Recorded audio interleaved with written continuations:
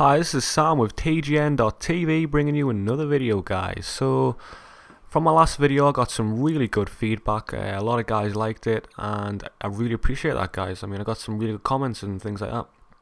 And I did notice that there's a lot of comments about backpedaling, and to be honest, when I watched the footage back I was pretty horrified at myself. There was a lot of backpedaling going on in there.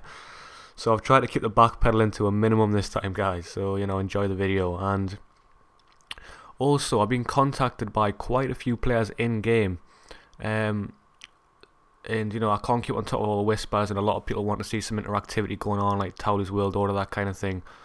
So I've decided to make my own guild. Now this guild is going to have all the TGN fans in it. We're going to sort something out in the future, some events, maybe some raids, maybe some BGs, leveling, I don't know. But we're going to have a discussion in the guild as well as on TGN, and we'll sort that out for you guys. So give me a suggestion of what we should call the guild, because I'm in I've got the chart I set up, I just don't know what I call it. So leave that in the comments below. And this video, guys, is going to have some Arcane PvP.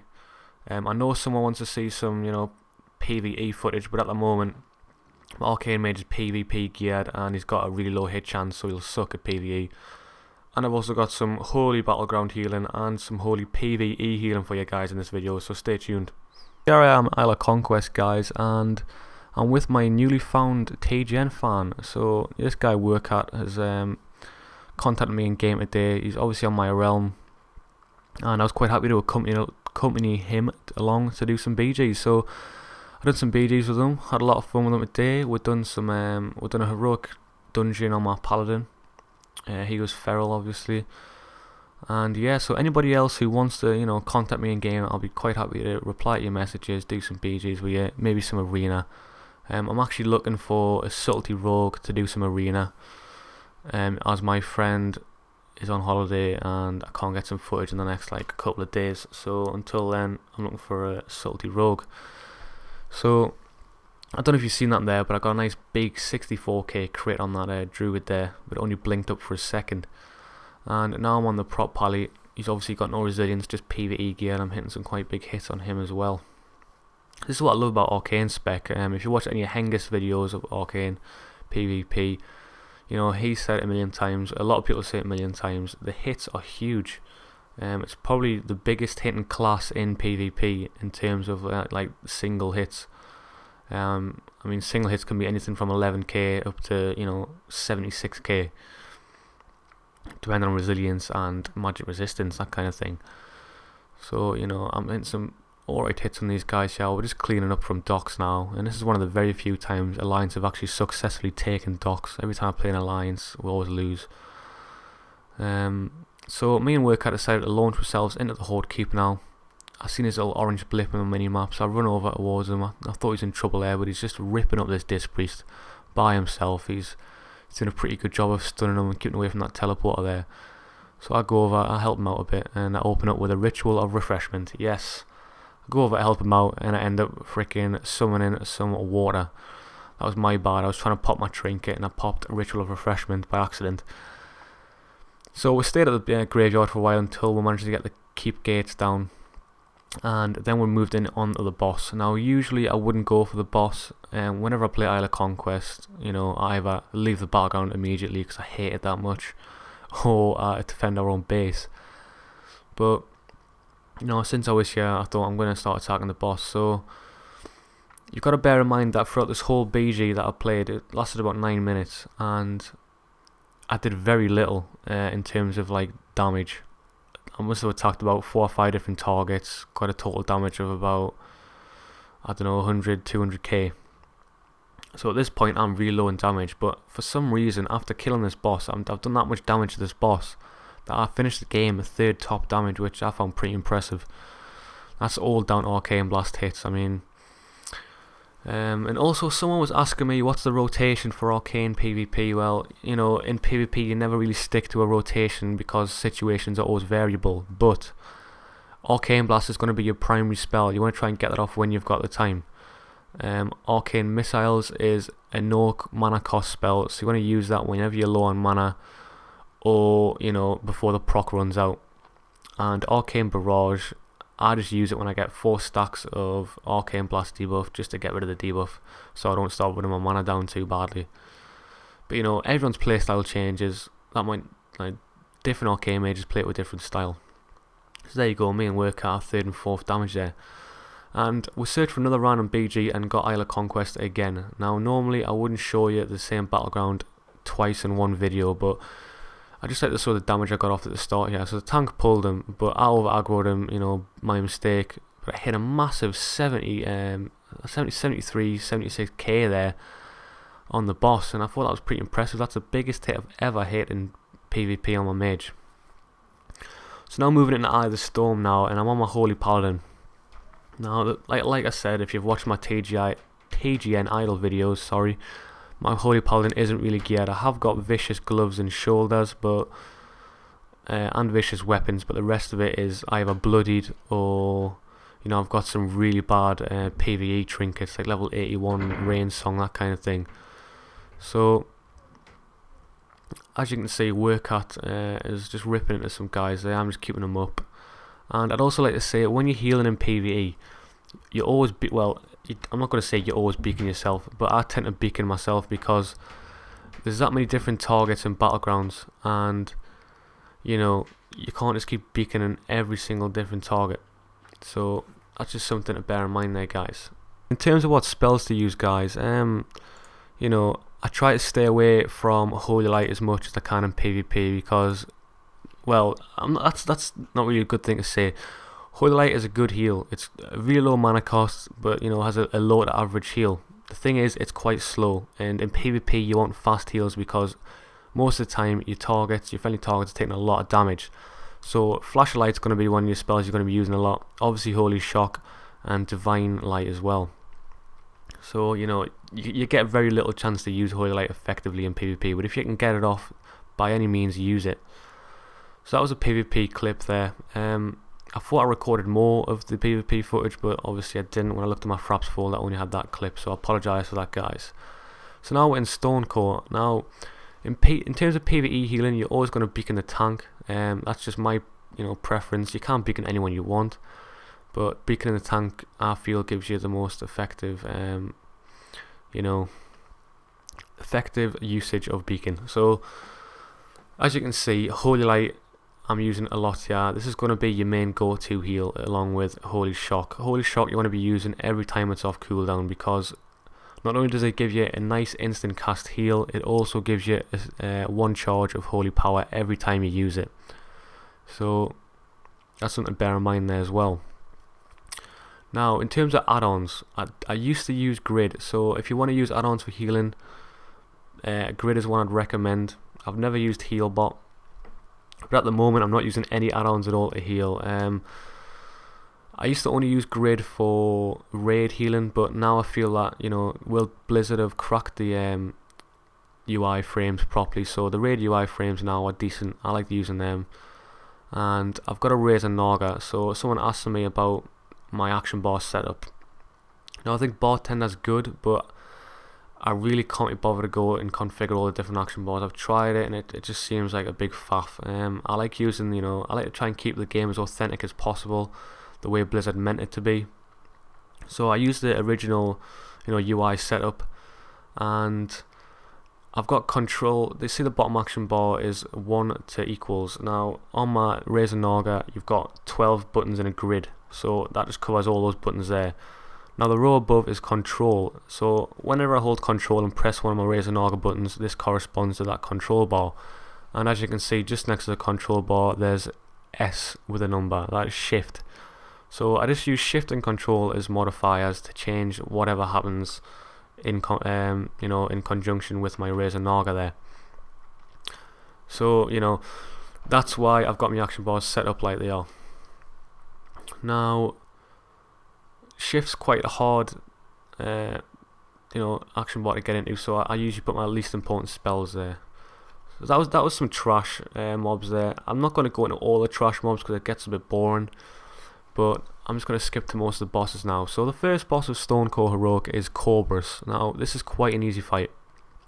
The only things you're going to be watching out for are the Crystal Charge, which he spawns, and the ranged DPS need to take them down. As you can see, the crystal shards are spawning there next to the mage, and they're sort of like a melee enemy. They'll run towards you and explode on you, and they'll do a lot of damage, so you don't want to let that happen. That's why range takes them out, so they don't touch anyone. Now after a while, he does this about 2 or 3 times. He submerges under the ground, and every so often there'll be like a sort of smoky gravelly effect.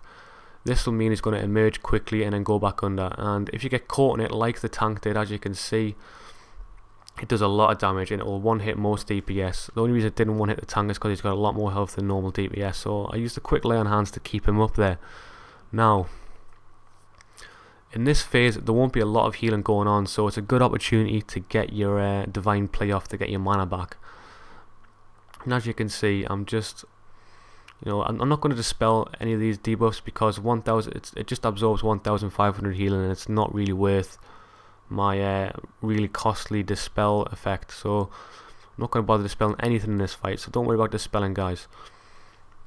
And in terms of healing, it's not really a hard fight in terms of damage output. The tank's not taking a lot of damage, as you can see, half the time I'm just standing still waiting for someone to lose damage. It's that easy, this fight.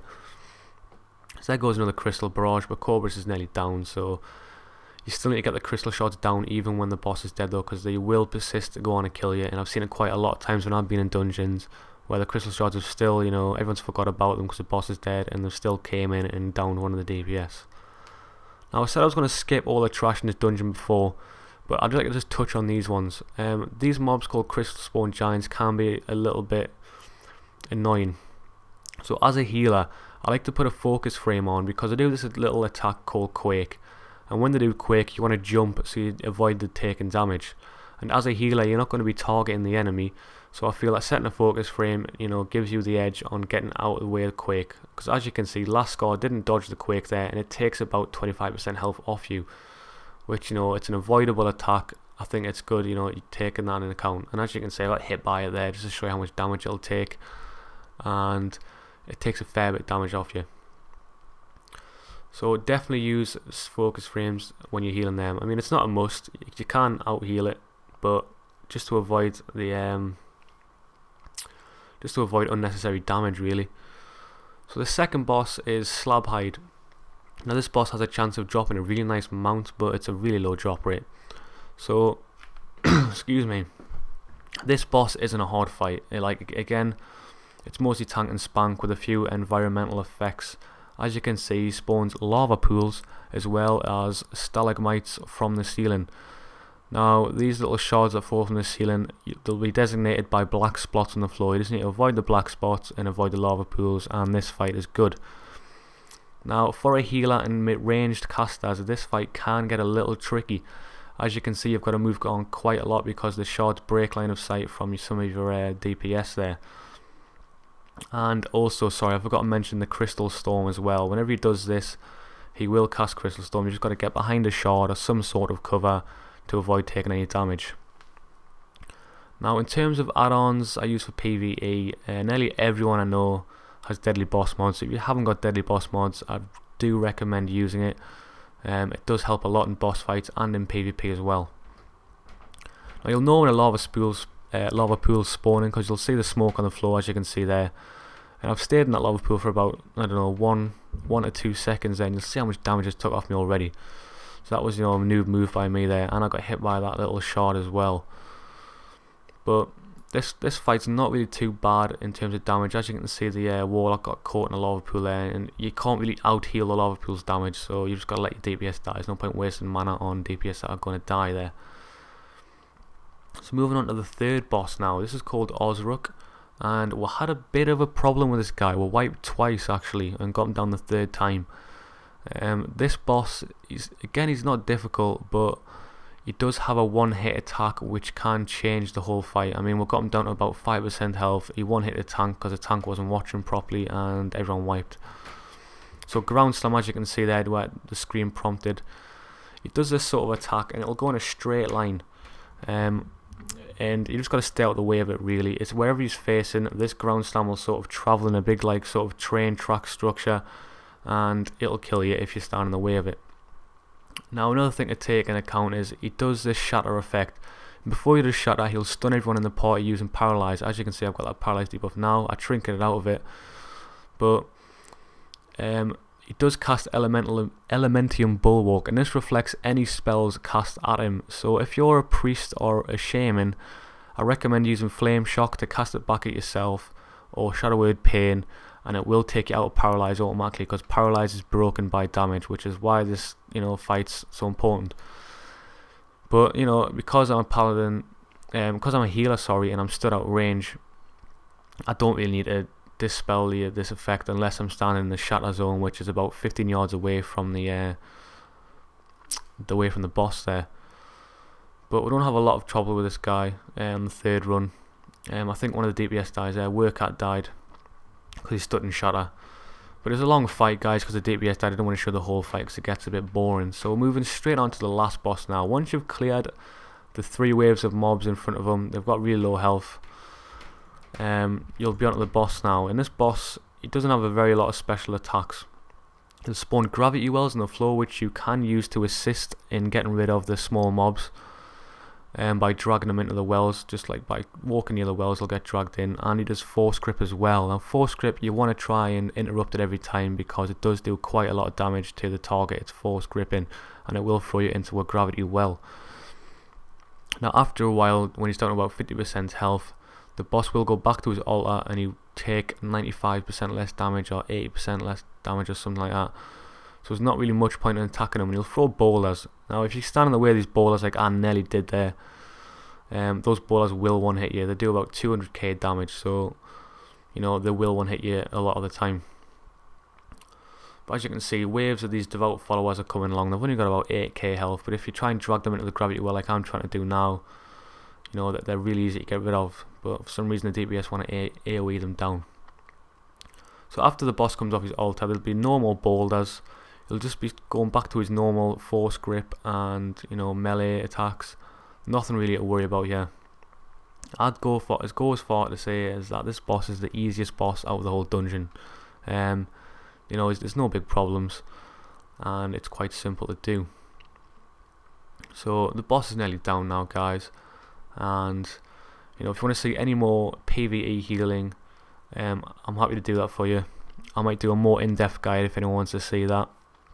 But in terms of PvE on my mage, because his PvP gear, like I said, his hit chance is something like 4%, which is a cap for PvP. But the cap for PvE is much higher. It's about 20-30% or something like that. And if you want to see me do it, I will do some PvE on him, but you'll see me missing a lot of my attacks. But like I said before, I wasn't really sure what anyone wanted to see this video, so I've just thrown in a bit of Arcane PvP, some Holy PvP, and some Holy PvE. But yeah, let us know what you want to see in the comments below. Like I said, as always, I like to tailor my videos to your needs. So thanks for watching, guys. This was Sam with TGN.TV.